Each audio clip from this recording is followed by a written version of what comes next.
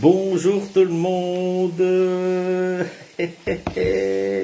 Bienvenue, bienvenue. Avec le courrier du facteur Stéphane. Il est 6h25 et nous sommes le mardi 11 mars et nous fêtons les Rosines. Bonne fête à toutes les Rosines. Alors, j'ai reçu du courrier aujourd'hui. Un certain monsieur Renard, il m'a du courrier dans un petit colis. Monsieur Renard, de Chitry-les-Mines dans la Nièvre. Il me dit, cher facteur Stéphane, je t'écris car je souhaite partager mon livre de chevet avec le public. Je lis actuellement Tobias Teunis, et le culte de Poséidon, et c'est le premier tome. Alors, je te joins un exemplaire avec mon courrier pour le découvrir.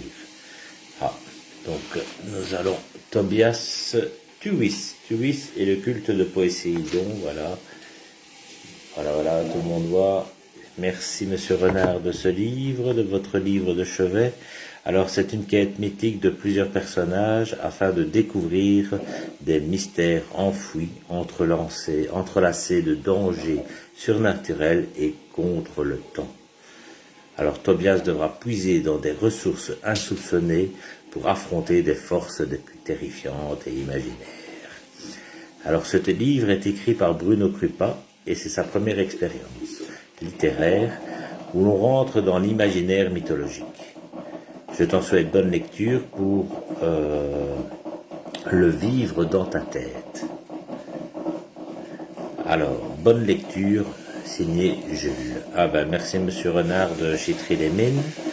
Alors, il me met PS, je t'envoie pour ce 11 mars, car aujourd'hui, c'est la journée du quart d'heure de lecture. Donc, aujourd'hui, c'est la journée où tout le monde devrait un peu apprendre à lire du moins un quart d'heure quelque chose, ce soit un livre, des lettres que vous écrivez, des magazines,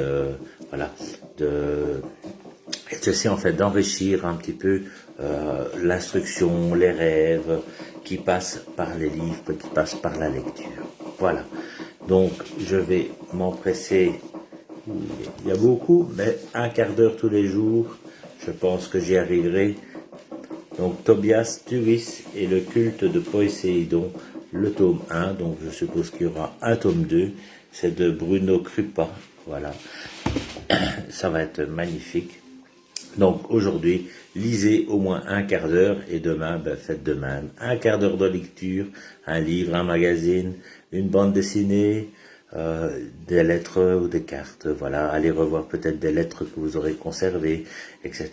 Voilà, c'est tout pour aujourd'hui. C'était bien, merci Monsieur Renard de Chitry-les-Mines, bonne lecture, à bientôt, à demain pour un autre courrier du facteur Stéphane, une journée positive à écrire, je vous embrasse, ciao ciao.